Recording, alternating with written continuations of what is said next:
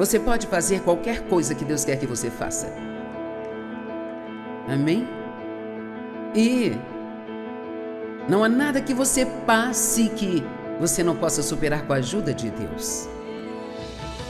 Eu faço o que eu faço porque eu vi o poder de Deus transformar a minha própria vida. E Ele vai fazer isso por você. A chave de tudo é encontrada na Palavra de Deus. Eu sou Joyce Meyer e eu acredito que Deus pode curá-lo em todas as áreas que você sofre. Eu vou sentar aqui e contar a minha história. E eu acredito que tem pessoas aqui hoje que isso vai realmente ajudá-las e realmente vai mudar suas vidas. E, obviamente, para sair de onde eu comecei até onde estou, precisou haver muita pressão, muita luta e superação. Então vamos orar. Pai, eu oro para que, já que não tenho nenhum plano sobre o que vai sair da minha boca, porque você disse em sua palavra para abrirmos a boca e você a encherá. Então, vou me mover aqui, tentar andar sobre as águas e abrir a minha boca confiando em Ti para enchê-la e trazer à tona o que as pessoas precisam ouvir. Minha história é longa para ser contada numa hora, mas eu confio em Ti para trazer as partes que mais ajudarão as pessoas. Eu oro para que, quando terminarmos aqui hoje, todos entendam que não há nada que não possam superar se eles realmente permitirem que você os conduza e também os guie. Em nome de Jesus. Amém. Então, sabe, todos temos uma história. E não é que a minha seja melhor do que a de qualquer outra pessoa. A história de todos é importante para eles e todos fomos feridos. Então, eu não digo isso com nenhum tipo de sentimento de autopiedade. Na verdade, posso sentar aqui hoje e dizer a todos que, e sabe, eu sei que parece bobagem até para mim, mas fico feliz agora por ter passado pelo que eu passei. Porque eu sei que isto me fez ser a pessoa que eu sou hoje, sabe? E então... E foi exatamente isto que me permitiu poder ajudar muitas pessoas ao redor do mundo, porque existem muitas pessoas, especialmente mulheres que foram abusadas. Talvez não haja como dizer quantas pessoas nesta sala foram abusadas sexualmente, talvez você tenha contado alguém, talvez não tenha contado, mas se não foi esse tipo de abuso, algum tipo de abandono, ou pais que não te amaram, ou pessoas que falaram mal de você, ou compararam você com um irmão, ou qualquer que seja o caso, todos fomos magoados. E se por acaso você é um dos sortudos que foi criado por ótimos pais que lhe amaram e disseram que você poderia fazer qualquer coisa, você é abençoado além da medida. Porque o que as pessoas fazem com as crianças na infância delas, às vezes é patético. Sei que muitas vezes não percebem o que estão fazendo, a maioria das pessoas está apenas agindo em cima de sua própria dor. É por isso que não adianta odiar as pessoas que te machucaram. Essa é a primeira coisa que você deve entender, porque você nunca ficará bem se estiver cheio de ódio. Nunca ficará bem. Simplesmente não ficará, a menos que você perdoe. Essa é uma das primeiras coisas, e parece a coisa mais injusta pedir para alguém fazer, sabe? Mas tudo que Deus nos pede para fazer, isso é para o nosso próprio benefício. Você tem que entender isso, mesmo que pareça difícil e injusto, é sempre para o seu benefício. E veja, odiar alguém que te machucou é como tomar veneno esperando que o seu inimigo morra. É como se você realmente envenenasse a si mesmo. Então, eu gostaria de dividir isso em duas partes, um pouco sobre o abuso, mas depois quero falar sobre os primeiros dias do ministério e das coisas que tivemos que superar para sair de onde começamos até onde estamos. Porque veja, Dave e eu não tínhamos ideia do que estávamos fazendo. Nenhuma ideia. Não é como se Deus tivesse chamado duas pessoas qualificadas Então, não tente usar a desculpa eu não sou qualificado, porque me parece que ele não chama pessoas qualificadas. Ele só chama as pessoas que estão disponíveis e são bobas o suficiente para sair e está disposto a ser tolo por Cristo, sabe? Agora veja, honestamente, eu realmente não sabia o que estava fazendo. Eu quase fui reprovada em inglês na escola. E eu sempre detestei a minha voz porque eu tenho uma voz muito grave para uma mulher, sabe? E agora Deus a faz ecoar por toda a terra. E sabe, ele tem bastante senso de humor, se você pensar a respeito. E assim, eu nasci em 1943, no meio da Segunda Guerra Mundial, e meu pai foi enviado para o campo de treinamento no dia em que eu nasci. Então eu só o vi uma vez nesse meio tempo até os meus 13 anos de idade. E assim, éramos só eu e minha mãe e uma tia e um tio. E o meu tio tinha pés chatos e não aceitavam homens com pés chatos no exército, sabe? Naquela época. E assim, sabe, a minha lembrança mais antiga é de ter medo do meu pai. Eu sempre tive. Eu era enraizada no medo desde quando consigo me lembrar. E sabe, a minha mãe me disse que quando ele voltou do exército, ele estava diferente do que quando foi. Eu acho que muitos homens passam por isso por causa das coisas que eles viram e passaram. E ele nem esteve no combate, mas ele estava diferente. Ele era mau. E às vezes, eu acho que o fato dele ser maldoso foi ainda pior do que o abuso. Mas havia algo de errado com ele. Ele cresceu numa família que praticava incesto. E assim ele trouxe isso consigo mesmo. E então, desde a primeira vez que me lembro de tê-lo visto, ele me molestava e depois ele fez de mim praticamente sua amante quando eu tinha cerca de 13 anos de idade. E ele não me controlava com a força, mas me controlava com o medo. E é difícil explicar como você pode ter tanto medo de alguém a ponto de fazer o que a pessoa te manda fazer, seja o que for, sabe? Mas esse tipo de medo, isso pode te adoecer. Era como... Ele trabalhava à noite, eu agradeço a Deus por isso, porque pelo menos eu não ficava perto dele à noite. E minha mãe também tinha medo dele. Eu tinha um irmão que meu pai praticamente abandonou. E me lembro de quando minha mãe engravidou, de orar para que fosse uma menina, esperando que meu pai gostasse mais dela do que de mim e me deixasse em paz, sabe? E não era certo orar assim, mas eu orei. E então eu entrei em contato com alguns parentes, tentei fazer com que me ajudassem e ninguém quis se envolver. Veja, naquela época, nos anos 50, não se ouvia falar de nada parecido com o que estamos falando. Você nunca ouvia nada sobre abuso sexual e não se falava de nada a respeito. Acontecia, mas as mulheres também eram diferentes. Pouquíssimas mulheres deixavam seus maridos, pouquíssimas se divorciavam. E assim, quando eu tinha 9 anos, contei para minha mãe o que meu pai fazia comigo e eu me lembro que ela me examinou para ver se encontrava algum machucado. E claro, ele disse que eu estava mentindo, ela escolheu acreditar nele. Eu não sei se ela realmente acreditou, mas acho que ela escolheu acreditar. Quando eu tinha 14 anos, ela entrou em casa e o pegou. E ela se virou e saiu de casa, ficou 2 horas fora, voltou e nunca disse uma palavra a respeito. Nunca disse nada sobre isso. Mas sempre houve uma rixa entre eu e ela. Depois disso, ela meio que se voltou para o meu irmão e começou a bajulá-lo e coitado, ele nunca teve um pai. E quando ele tinha 17 anos, ele foi para as Forças Armadas, o enviaram para o Vietnã e para encurtar a história, ele se viciou em drogas quando estava lá naquelas selvas e, encurtando mais a história, ele acabou se suicidando porque nunca conseguiu sair das drogas. Ele até tentou e nós tentamos ajudá-lo também. Ele era um moço do bem e Eu sinceramente acredito que ele foi para o céu. Ele creu, sabe? Ele tinha tantos problemas que ele não conseguia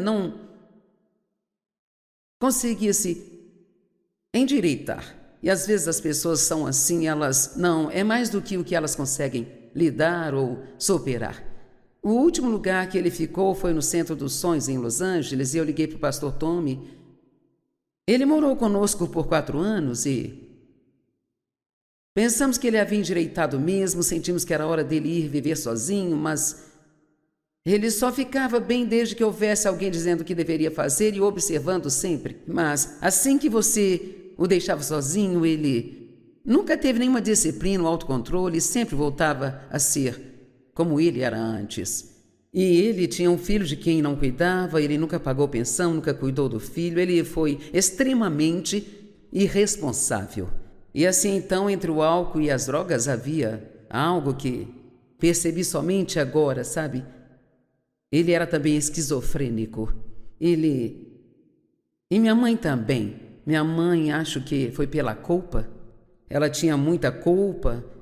Quando eu tinha, eu acho, cerca de 18 anos, ela teve um colapso mental e teve que fazer tratamento de choque por 2 anos.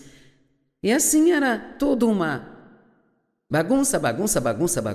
Graças a Deus, quando eu tinha 9 anos, foi escondido à igreja com minha tia e meu tio, quando estávamos no que nós chamávamos de roça. Eles moravam a 300 quilômetros de nós, no sudoeste do Missouri. E fui à igreja com a intenção de ser salva. Agora, eu sabia que eu precisava ser salva. Eu não sei como, sabe? Eu nem sei onde aprendi esse termo, mas naquela noite de todas as noites, o pastor se esqueceu de fazer o apelo.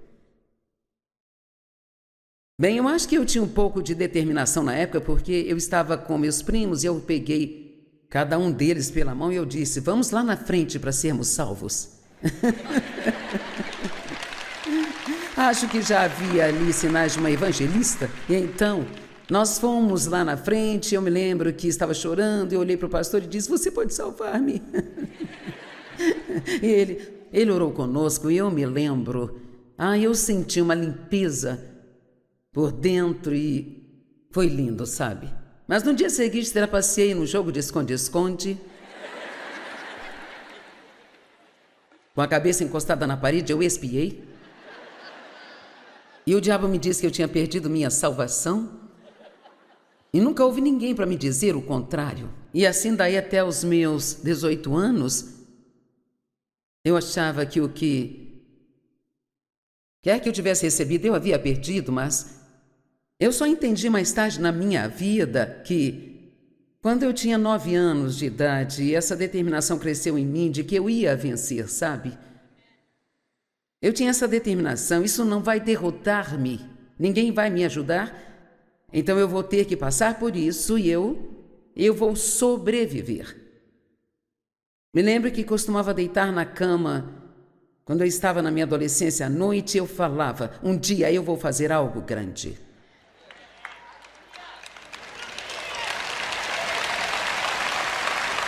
Agora, não sei se era só o destino falando ou se era só a minha cabeça dura, mas meu pai sempre me disse que eu nunca seria nada. E assim eu estava determinada de que eu iria fazer algo com a minha vida. Eu sempre tive o dom de escrever e meus professores queriam que eu me candidatasse a uma bolsa de jornalismo, mas eu sabia que precisava sair de casa e trabalhar e cuidar de mim mesma, e assim nem tentei ir para a faculdade. E agora eu acho tão engraçado que eu escrevi 153 livros e nunca tive nenhum tipo de estudo para fazer isso. E assim então, nunca pense que você não tem estudo suficiente para fazer algo. Você pode fazer qualquer coisa que Deus quer que você faça. Amém? E não há nada que você passe que você não possa superar com a ajuda de Deus. Nada. Nada mesmo. Então você pode imaginar como foi minha vida nesses 18 anos, sabe? Eu olho para trás e Na verdade, nem gosto muito de usar esta palavra, mas de fato, o que meu pai fazia comigo era me estuprar. Ele não usava força, mas ainda assim era isso. E imagino que tenha sido umas 200 vezes, sabe, durante esses 18 anos. Então eu cresci muito solitária. Ele era tão problemático que eu não conseguia nem levar minhas amigas em casa porque ele ia atrás delas. E ele não me deixava fazer nada, ir a lugar algum. Eu não podia ter amigos, então todos os meus primeiros 18 anos foram sobre eu vou sobreviver, eu vou sair daqui. E ele trabalhava à noite. Assim que terminei o colégio, arrumei minhas coisas em 2 ou 3 caixinhas e aluguei um apartamento mobiliado, sabe? E fui embora. Eu achava que eu tinha me livrado do meu problema. Sabe, eu não percebia que eu o carregava na minha alma. Eu realmente não entendia que eu tinha um problema, sabe? E esse é o primeiro problema quando você tem um problema e não percebe que tem um problema. Porque o que você faz é colocar a culpa em todo mundo. Amém? E então eu achava que ninguém iria me querer porque eu tinha sido abusada. Então me casei com o primeiro cara que demonstrou algum interesse por mim. E eu tinha 18 anos, ele 19. Ele tinha mais problemas do que eu, se é que isso fosse possível. E as pessoas problemáticas geralmente se casam com outras pessoas problemáticas e trazem problemas umas para as outras. E depois, se elas têm filhos, trazem problemas para as crianças. Mas na primeira vez que engravidei e tive um aborto espontâneo, então meu filho mais velho, que eu chamei de Dave, foi o resultado desse casamento. Agora, isso foi um pesadelo de 5 anos. Sabe, ele simplesmente era Ele não trabalhava, ele vendia carros usados, mas na maioria das vezes não trabalhava. Ele era um ladrão fajuto. E logo depois do divórcio, ele acabou indo para a prisão por passar cheques sem fundo. E quando eu tinha 18 anos, ele me levou para Albuquerque. Naquele tempo, eles pagavam para levar carros para vários estados. E assim, dirigimos um carro para Albuquerque, ele foi pago e ficamos lá algumas semanas. E um dia ele simplesmente não voltou para casa e eu fui abandonada em Albuquerque. Eu não tinha carro, consegui um emprego e ia a pé para o trabalho, mas não conseguia dinheiro suficiente. Encontrei alguém em St. Louis, o irmão de uma conhecida. Ele me mandou o dinheiro para uma passagem de volta para casa. E ele fez a mesma coisa comigo de novo em Oakland, Califórnia. Ele ficava com outras mulheres o tempo todo. E finalmente, quando engravidei do menino que hoje comanda as nossas missões mundiais, eu o deixei e ele disse a todos que o bebê não era dele. Ele veio morar a 2 quarteirões de mim com uma outra mulher. Eu me diverti muito, sabe, nesta minha vida. E assim, quando eu tive o bebê, ele foi ao hospital e não dava para negar que o bebê era dele, parecia muito com ele. E aí saímos do hospital sem ter para onde ir. Então, para todos os efeitos, eu era uma sem-teto. É realmente muito engraçado quando eu penso nisso agora. Aqui estou eu hoje. Numa época eu era, sabe, uma sem-teto, eu não tinha para onde ir. E assim eu posso dizer, o que quer que tenha acontecido em sua vida ou que esteja acontecendo, nunca pense que você não pode superar isso. Apenas pense que Deus pode fazer algo grande em sua vida. Porque eu estou te dizendo, você pode ter um péssimo começo e um excelente final, sabe? Amém? Então ele ligou para a ex-mulher de um dos seus irmãos, que por sinal era uma cristã, e perguntou se ela nos acolheria por um tempo. Ela disse sim. Eu não tinha ideia do que eu estava fazendo. Eu tive aquele bebê, eu devo ter tido uma infecção porque fiquei com 3 furúnculos grandes no meu corpo e nem tive o bom senso de ir ao médico, sabe? Mas assim que pude, eu consegui um emprego e consegui um apartamento, e ele tinha ido embora com a namorada. E voltou mais uma vez e eu finalmente cheguei ao ponto em que eu não aguentava mais. Eu disse, eu quero o divórcio. Bem, eu realmente não conseguia cuidar de mim, do bebê, e sem ninguém para me ajudar. Então, esse foi o último recurso. Então, eu teria que ligar para o meu pai e pedir para voltar para casa, sabendo que isso significava que eu teria que gastar todo o meu tempo tentando me esquivar dele. Bem, agora entra em cena o Dave Maier.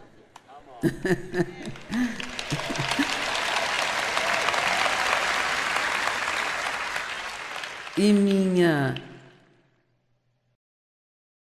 mãe e meu pai moravam numa casa geminada. Você já deve ter visto uma. Isto costumava ser muito popular. Você comprava uma casa, mas era uma moradia para duas famílias, e eles moravam na cidade. Era uma moradia em cima e outra embaixo, e eles alugaram um andar de cima, e o rapaz que morava no andar de cima trabalhava com o Dave, e Dave foi buscá-lo numa noite para ir a algum lugar, e eu estava na frente lavando o carro da minha mãe. Eu usava shorts curtos, e ele achou que eu era bonita, e então ele resolveu flertar comigo. Bem, eu não gostava de homens, não confiava neles, eu era um gato escaldado, e ele disse, quando terminar de lavar esse carro, você pode lavar o meu? Eu disse, amigo, se você quer seu carro lavado, lave você mesmo. Agora, o que vou dizer a vocês é honesto e verdadeiro. Dave era um cristão nascido de novo, cheio do Espírito, que estava orando por uma esposa. Ele disse a Deus que estava pronto para se casar, e ele orou dizendo que seja com alguém que precise de ajuda.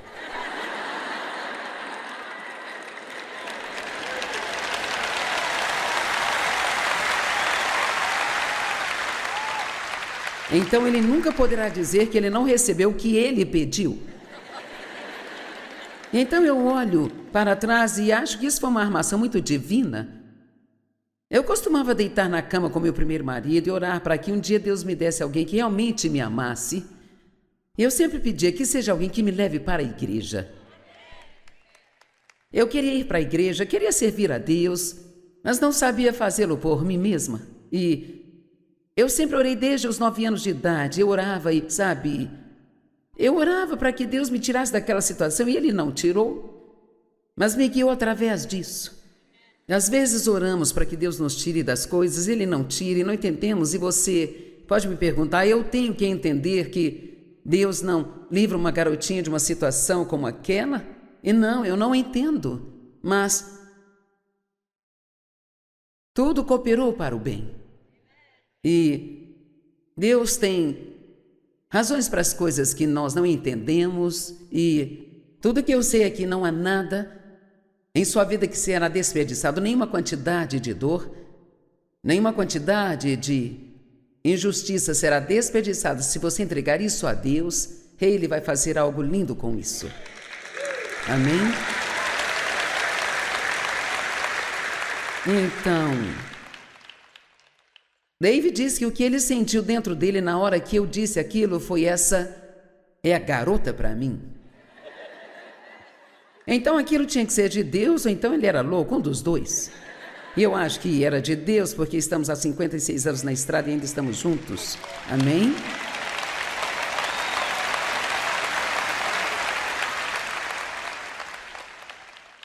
Tivemos uns 3 ou 4, talvez 5 encontros, e ele me pediu em casamento.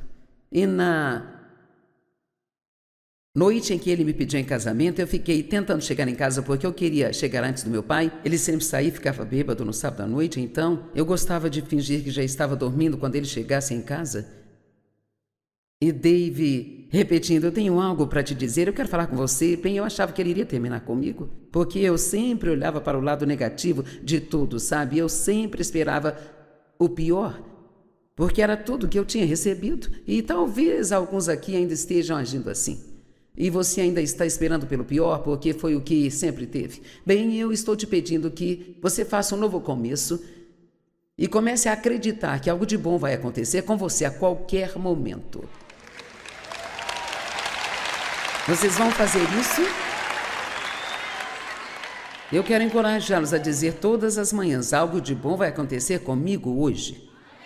Não porque você é bom, mas porque Deus é bom. Amém? Algo de bom vai acontecer comigo hoje. Amém? E assim nós nos casamos. Eu não tinha a menor ideia do que estava fazendo, eu nem sabia o que era o amor. Eu tinha um bebê de quase 1 ano, estávamos casados há 3 semanas e Dave olhou para mim e disse: "O que há de errado com você?" Eu era muito negativa, ele dizia: "Por que você é tão negativa?" Eu dizia: "Bem, se você não espera que nada de bom aconteça, então não ficará desapontado se não acontecer."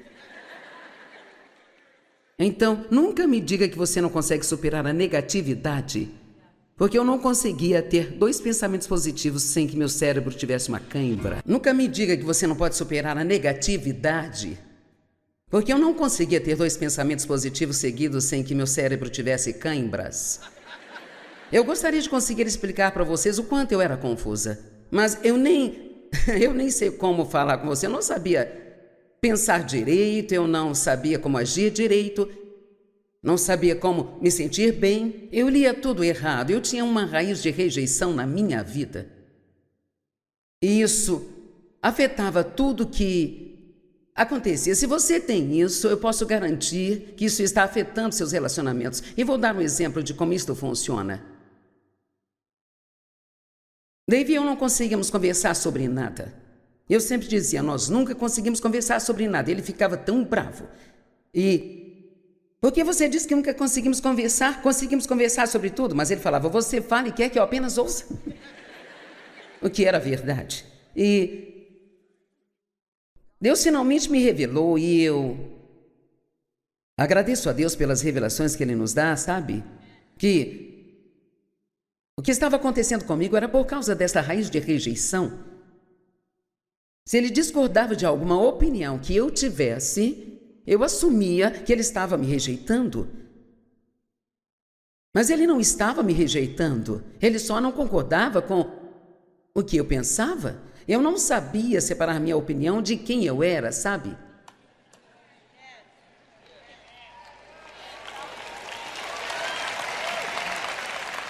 Vamos, alguém precisa disso?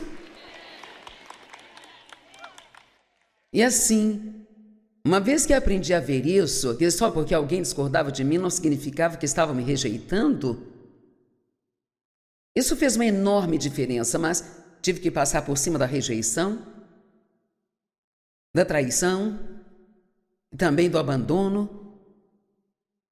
Sabe, já era ruim que meu pai tivesse abusado de mim, mas minha mãe, sabendo o que ele estava fazendo e deixá-lo fazer aquilo, foi ainda pior. Sinceramente, foi mais difícil perdoá-la do que a ele. Mas ela também tinha medo. É tão incrível o que o medo faz conosco. Você entende isso? E é terrível o que o medo faz com você. E então, quando finalmente ela me pediu perdão, que foi só 30 anos depois que Dave e eu nos casamos, ela disse: "Sinto muito por ter deixado seu pai fazer o que ele fez com você." E eu simplesmente não conseguia enfrentar o escândalo. Bem, honestamente, a minha mãe era ela era fraca. E eu nunca a odiei de verdade, mas eu odiava a sua fraqueza. Então eu estava determinada a não ser uma mulher fraca. Se eu fosse ser alguma coisa, eu não seria uma mulher fraca. E, de certa forma, isso veio a meu favor, porque ajudou-me a passar por muitas coisas das quais a maioria das pessoas teria desistido. Então, estávamos indo à igreja, mas eu não estava aprendendo nada que estivesse me ajudando com o meu problema. Eu não entendia que eu tinha um problema. Uma das primeiras escrituras depois que fui batizada no Espírito Santo, que Deus realmente imprimiu em mim, foi João 8, 31 e 32. "Se vocês permanecerem na minha palavra, então vocês serão meus discípulos e conhecerão a verdade libertará vocês." Veja, e é a verdade que nos torna livres, mas não é a verdade sobre uma outra pessoa, é a verdade sobre nós mesmos que vai nos libertar. Eu acho que a coisa mais difícil de lidar é ter que enfrentar a verdade de que nem todos os seus problemas é culpa de uma outra pessoa, sabe?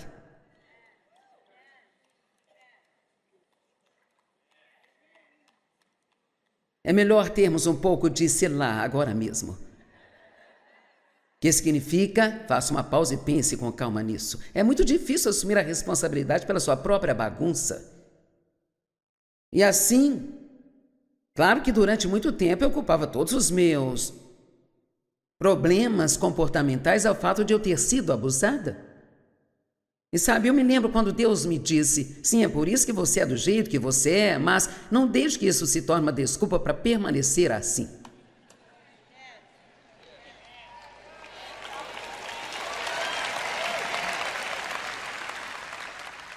Algumas dessas pequenas falas que dou fazem valer a pena você estar aqui hoje, sabe? Veja. Veja, algo que alguém fez com você pode ser motivo pelo qual você tem um mau comportamento, mas você não pode deixar que isso se torne uma desculpa para permanecer. E a partir de hoje, você precisa começar a assumir a responsabilidade pelo que você faz e não simplesmente jogar a culpa em mais ninguém. E você precisa assumir a responsabilidade por sua própria alegria e sua própria paz. Não é trabalho de outra pessoa manter você feliz. Amém? Então vem o ano de 1976, houve um derramamento do Espírito Santo em toda a terra. Quantos aqui se lembram disso? Ok. Significa que você é tão velho quanto eu. E sabe, pessoas em todas as denominações estavam sendo cheias do Espírito Santo. Se você não sabe do que se trata, então vá ler o livro de Atos, os primeiros 2 capítulos. Eles nasceram de novo, mas não foram cheios do Espírito Santo. E quando eles foram, todos falaram em outras línguas. Pessoalmente acredito nos dons do Espírito Santo. Eu vivo isso e não tenho vergonha de dizer para você. E digo mais, você precisa ser cheio do Espírito Santo, porque o Espírito Santo, ele te dá a... Você se lembra de Pedro? Veja, ele era um covarde. E depois que foi batizado no Espírito Santo, ele saiu pelas ruas e ele conseguiu ganhar 3.000 pessoas. Então, quando você é cheio do Espírito Santo, isso lhe dá coragem, isso lhe dá força.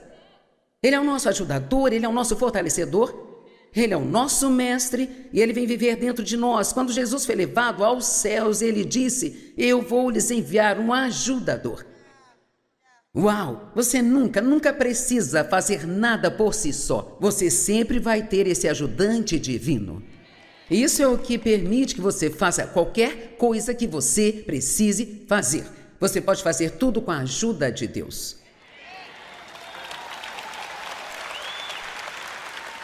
Amém? Então, eu fui cheio do Espírito Santo e, claro, manter a boca fechada não era uma opção para mim em primeiro lugar, sabe? Quando Deus te toca com aquele fogo santo, você fica animado e quer contar para outras pessoas. E essa coisa toda de bem, minha religião é algo privado, é uma grande bobagem. Sabe, se você foi tocado por Deus, vai ter dificuldade em manter a boca fechada sobre isso. Amém? E havia muitas coisas acontecendo. Eu nem sabia realmente o que tinha acontecido comigo. Certa manhã eu estava a caminho do trabalho e estava decepcionada com a vida. Dave e eu tivemos uma briga naquela manhã e eu clamei dizendo, Deus, você tem que fazer algo na minha vida hoje. E sabe, naquele momento não me importava se eu recebesse o milagre católico ou batista ou luterano, sabe? Nada disso fazia diferença. Eu só queria que Deus fizesse algo na minha vida. E sabe, quando você ficar desesperado o suficiente, você sairá das linhas de sua denominação, se for isso que tiver que fazer. Bem, então, isso é bem interessante para mim. Muitas pessoas estão sempre buscando qual é a vontade de Deus para suas vidas, sabe? Agora veja, eu nunca perguntei a Deus qual era a vontade dele para a minha vida, mas quando ele se preparou para me dizer, acredite, eu entendi.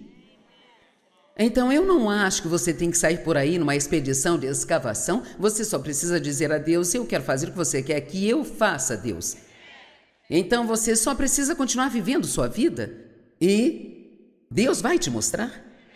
Ele vai abrir uma porta, vai falar com você, ele vai mostrar a você, ele vai te dar um desejo avassalador de fazer alguma coisa, ou você realmente vai trabalhar com crianças, ou haverá algo que você realmente vai querer fazer. Então, acho que só precisamos acalmar sobre isso. Ó Deus, qual é a sua vontade para mim? O que você quer que eu faça, Deus? O que você quer que eu faça? E assim eu estava arrumando a minha cama numa manhã, ouvindo, naquela época, eram fitas de pregações. Naquela hora estava tão emocionada que eu vi uma hora de ensino, sabe, sobre apenas 3 ou 4 escrituras. E durante aquele tempo eu fiquei tão fascinada pela unção para pregar que estava sobre aquele homem. E eu pensei, isso deve ser a coisa mais maravilhosa do mundo. E Deus falou comigo e disse: um dia você vai sair por toda a terra e vai ensinar a minha palavra. E eu não estava procurando ministério, eu estava arrumando a minha cama. Então talvez alguns de vocês precisam parar de procurar ministério e só arrumar a sua cama. E deixar Deus ir e te buscar quando Ele quiser. Amém? Então eu testemunhei para uma moça que trabalhava comigo. Eu a levei para o banheiro do trabalho e a ganhei para Jesus. Então eu comecei a sair e voltar da minha mesa e ouvi Deus falar comigo: você não pode deixá-la desse jeito. E eu disse: o que quer que eu faça com ela, Deus? Eu ouvi o Senhor dizer: ensine a palavra a ela. Eu disse: eu não sei como fazer isso. Eu sei disso. Bem, eu fui até o meu pastor luterano e disse: se você fosse começar um estudo bíblico, por onde começaria? Ele disse: pelo livro de João. Então eu peguei uma Bíblia de referência Thompson. Eu comecei no capítulo 1 de João e convidei todas as pessoas que trabalhavam comigo. Eu era gerente do escritório e havia 12 moças que trabalhavam comigo. Eu não tinha senso para perceber que todas iriam se sentir obrigadas a ir no estudo. Apenas achei que eu tinha um bom público. E assim, então, logo no primeiro dia que preguei, as 2 mulheres receberam uma multa de estacionamento. Então, esse foi o meu grande começo. E isto se transformou no estudo bíblico que fiz na minha casa por 5 anos, e ao final desses 5 anos surgiu uma nova igreja em nossa cidade. Eu conheci o pastor em uma grande reunião que foi numa arena, e alguém o levou e o apresentou a mim. Então nós decidimos que iríamos para aquela igreja. E enfim, resumindo a história, eu acabei indo para a equipe daquela igreja. Mas minha primeira função lá foi a de secretária do pastor, e depois de um dia eles me demitiram, sabe? Sim, é engraçado agora, mas eu fiquei com o coração partido quando voltei para casa. E então, sabe, aconteceram muitas coisas. Então, ouçam-me, existem muitos lugares onde você pode desistir. Mas você não tem que desistir. Você me ouviu? Há muitos lugares onde você pode simplesmente parar e dizer: eu não vou além disso aqui. Mas não precisa ser assim. Você pode dizer: não, eu vou cruzar a linha de chegada. Vamos lá. Então eu trabalhei 5 anos naquela igreja e foi difícil. Eu tinha 36 anos, o pastor uns 26. Nós 2 achávamos que sabíamos tudo e nenhum de nós sabia nada. E nós somos amigos até hoje. Recebi uma mensagem dele semana passada. E foi difícil. Foi muito difícil. Foi difícil para eu aprender a me submeter à autoridade. Foi muito difícil por eu ter sido maltratada. Eu tinha uma raiz de rebeldia muito forte em mim. Eu não queria que ninguém me dissesse o que fazer. E claro, você não consegue trabalhar para alguém sem que lhe digam o que fazer? E ele era jovem, nem sempre sabia como tratar as pessoas e assim foi bem difícil. Eu tinha grandes sonhos, sabe ou não? Mas então chegou a hora de ir embora e fiquei lá um ano a mais do que eu deveria ter ficado. E foi um ano muito infeliz. E finalmente Deus me mostrou de forma clara que eu deveria... Ele me disse, pegue o seu ministério e vá para o norte, sul, leste e oeste. Bem, isso parece empolgante, só que ninguém me conhecia no norte, sul, leste ou oeste.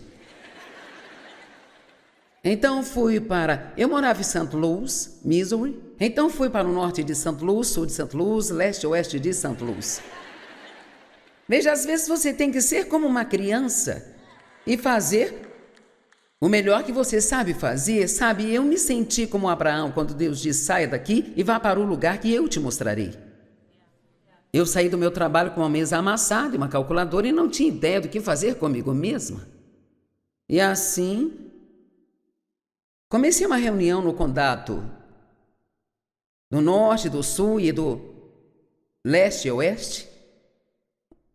Uma vez por mês em cada um deles, e a igreja me deixou ficar com a lista de contatos. Eu fazia uma reunião de mulheres naquela igreja que cresceu indo para cerca de 500 pessoas que semanalmente iam para a igreja na reunião de mulheres. E sabe, eu meio que sabia que eu não ficaria lá para sempre, mas eu era comprometida e leal e amava as pessoas de lá, e então eu não queria sair e Deus precisou meio que me expulsar de lá, sabe, gente? E ele me disse, uma noite eu estava sentada na igreja e ele disse, o que está fazendo? Eu disse, estou na igreja. É terça-noite, é dia de culto. Ele disse, terminei com você agora. Já terminei com você e você precisa sair. Eu pensei, você terminou comigo aqui? Eu sou um pilar dessa igreja? Como essa igreja vai sobreviver sem mim? Sabe, às vezes ficamos tão cheios de nós mesmos e achamos que somos mais importantes do que somos. E então eu finalmente saí, vá para o norte, sul, leste e oeste. Quero dizer, toda essa história é hilária. Então, fui para uma estação de rádio fazer um programa de 15 minutos e nós fazíamos tudo, sabe? Eu sentava na máquina de escrever e respondia as pouquíssimas correspondências que eu recebia e aquela lista de contato que tínhamos, nós escrevíamos para as pessoas e pedíamos para nos ajudar e nos apoiar e... Sabe, eu realmente nem sei como Deus fez isso, mas aqui estamos nós, hoje. E principalmente porque eu me recusei a desistir e todo esse tempo eu fui crescendo espiritualmente, passando por todas essas coisas nos bastidores, superando todo aquele lixo, tentando aprender a perdoar, tentando aprender a não me ofender e perdoar quando eu deveria, superando a autopiedade. Cara, eu era viciada em autopiedade, eu a odiava, mas ao mesmo tempo adorava. Então nós dois trabalhávamos a semana toda e a esta altura tínhamos 3 filhos e nós voltávamos para casa e no sábado ele jogava golfe, no domingo assistia ao futebol. Bem, eu não gostava de esportes e não queria que ele gostasse também. E eu tentei mudá-lo e isso foi inútil. Um dia, quando eu entrei na nossa sala, ele estava ouvindo um jogo de futebol, assistindo beisebol, ilustrando aquele taco de golfe detestável. Eu pensei, meu plano não está funcionando. Você não pode mudar as pessoas. E quanto mais tentar, mais vão odiar você. Vamos lá. Se você quer colocar alguém na roda do oleiro, é melhor ir para casa e deixá-los para lá, porque você não é oleiro. Amém? Finalmente, um dia olhamos um para o outro e eu disse, Eu me comprometo a nunca mais tentar mudar você. Você é livre para ser quem você é.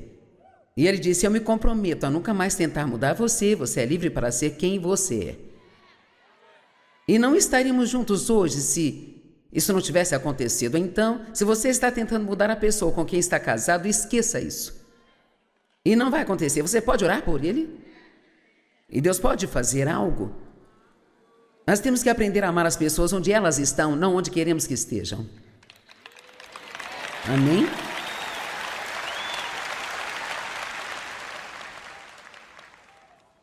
E como eu já disse, acho que o David já foi casado com umas 20 mulheres diferentes, sabe? Porque eu mudava um pouquinho e... Aí passava mais um tempo e eu mudava um pouquinho mais, depois eu mudava mais um pouco. Eu tinha 42 anos quando comecei o ministério e 52 quando eu entrei para a televisão. Quando entrei no ministério pela primeira vez, eu tinha 3 adolescentes e um bebê. Então, por favor, não me diga que você não pode fazer nada para Deus só porque você tem filhos.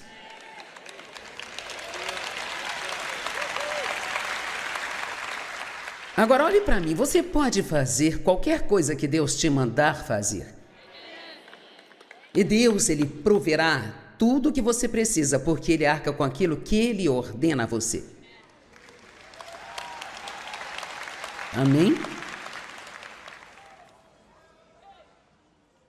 Então nós estávamos nestas 8 estações de rádio e finalmente chegamos ao ponto de alugar salões de baile, de hotéis, viajar para os lugares que dava para ir dirigindo, onde a rádio chegava, e economizamos $1.600 e compramos uma van que tinha as rodas enferrujadas e pneus carecas e íamos dirigindo para essas reuniões e não tínhamos dinheiro para ficar em um hotel ou voltar para casa à noite. Nós íamos de carro e quando o David ficava muito cansado para dirigir, ele parava no McDonald's ou outro restaurante de fast food, dormia um pouco e depois continuávamos a viagem. Ouça, não espere ser promovido até que você pague suas dívidas.